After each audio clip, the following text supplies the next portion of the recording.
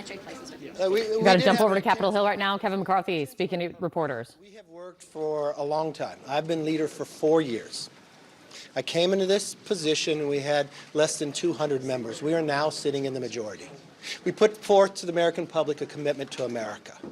There's times we're going to have to argue with our own members if they're looking at for only positions for themselves, not for the country. For the last 2 months, we worked together as a whole conference to develop rules that empower all members. But we're not empowering certain members over others. Last night I was presented the only way to have 218 votes if I provided certain members with certain positions, certain gavels, to take over to church committee, to have certain budgets. And they even came to the position where one, Matt Gaetz, said, I don't care if we go to plurality and we elect Hakeem Jeffries and it hurts the new frontline members not to get reelected.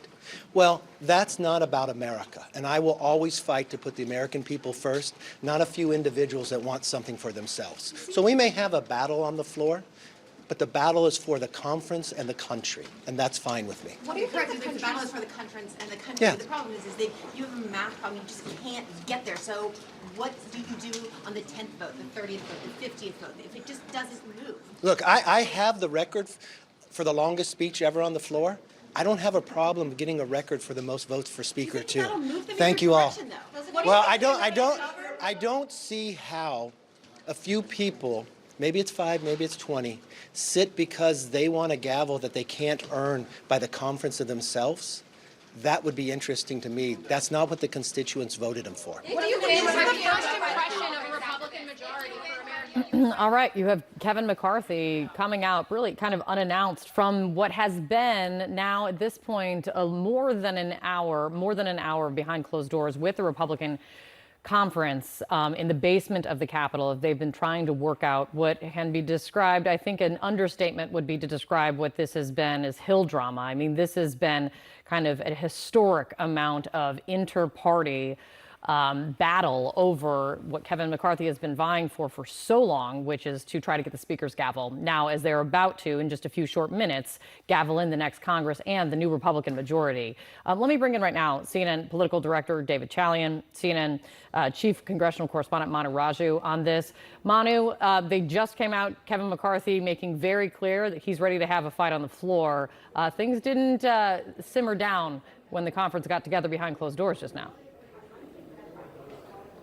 Yeah, look, Kate, I have covered a number of these closed-door meetings. This is about as contentious as it gets. They were people cursing at each other. They're going back and forth. The leader making clear that he is not going anywhere. Kevin McCarthy said that despite all of the push to get him out there by a handful of members, he has made concession after concession after concession, saying he's not ready to go there. They're not ready to go even further. Others pushing back. He got into a back and forth, an extended exchange with one detractor, Chip Roy of Texas. He got into another one with Scott Perry of Pennsylvania, another person who has indicated that he is likely to vote against him, saying that we have to move forward here. A number of people coming to his defense, people saying that Kevin McCarthy was nominated by his conference, deserves to be elected speaker, and himself, McCarthy, saying he has earned this job. But one thing it did not change, Kate, is the math. Kevin McCarthy still has a math problem because of the narrowness of the House Republican majority. 222 seats they will now occupy. That means he can only lose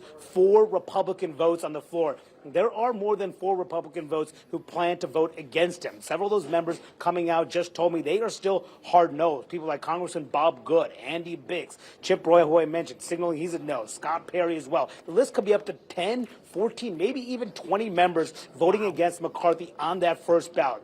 Then the question is, what happens next? No one has any idea. It has not happened for 100 years. We've gone into multiple ballots for a speaker's race, but the House cannot govern until they elect a speaker, which is why we could see this go on for many hours after the first ballot, second ballot, and third ballot. And what you're hearing from McCarthy, what he's saying publicly and privately, he's not going anywhere. He's willing to grind it out. His supporters are willing to do that too. But the problem for him is those conservative opponents were saying they're not moving either.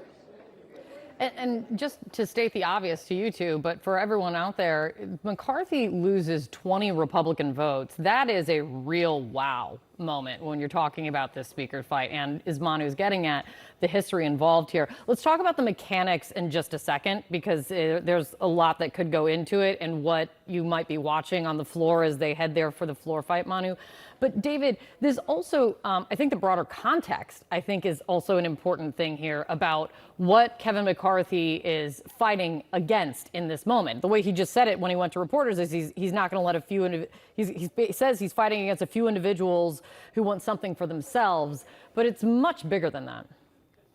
It is, although it was so interesting, Kate, to look at the difference in Kevin McCarthy's posture and tone yesterday versus today. Yesterday, he passed reporters in the Capitol, and it was all optimism. We're going to have a great day today. Now, he may ultimately have a great day. He may ultimately end up with the Speaker's gavel in his hand. But that's not what he just set expectations for. He came to those microphones to prepare everyone that this could be a long haul, that there is going to be a battle on the floor of the House of Representatives. That's a quite different tone in sort of the expectation-setting game that McCarthy set. But you are right to note the context here. One thing is just odd to hear McCarthy, as he's seeking to be Speaker and leader of this conference, he is pitting some of these members that are against him as sort of anti-American, as against the country, as against the interest of the country. That's a real awkward thing for someone to do who may, at the end of the day, be in charge of sort of corralling all of these members,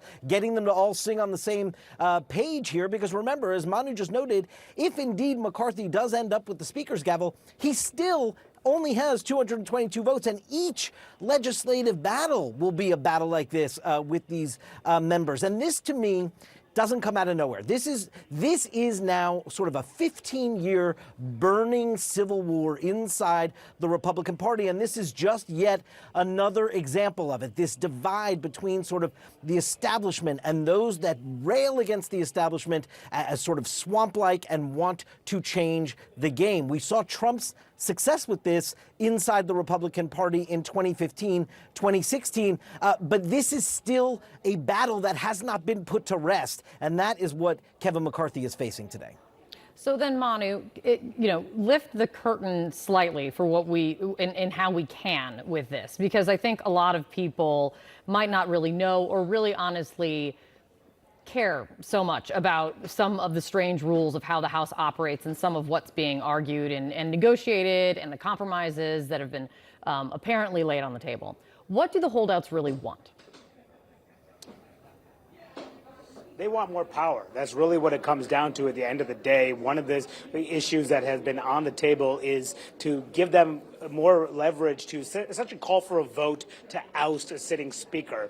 Kevin McCarthy has actually already moved significantly in their direction. Right now, the rules say about half of the members can call for such a vote. He's agreed to move down to just 5 members agreeing to that vote to oust the speaker. Some of them want to move down to 1 vote, to 1 member to elect the speaker. But there are other issues too, Kate. Some of these conservatives have asked for specific committee assignments now. They want Kevin McCarthy to commit to this committee, that committee, another committee, to give them more power, to give them more leverage. McCarthy has not been willing to do that. One reason why is because it's not until the speaker is named where they can actually formally go and pick those candidates because of the rules within the House. So there have been some pushback and disagreement, but there have been some movement in Kevin McCarthy's, in these conservatives' direction, which is what is prompting enormous anger within the ranks, not just with McCarthy and what you heard behind closed doors. I'm told in one exchange he said to Scott Perry, the conservative congressman who's pushing for more changes, what are you left to fight for? Because he believes he has moved in that direction.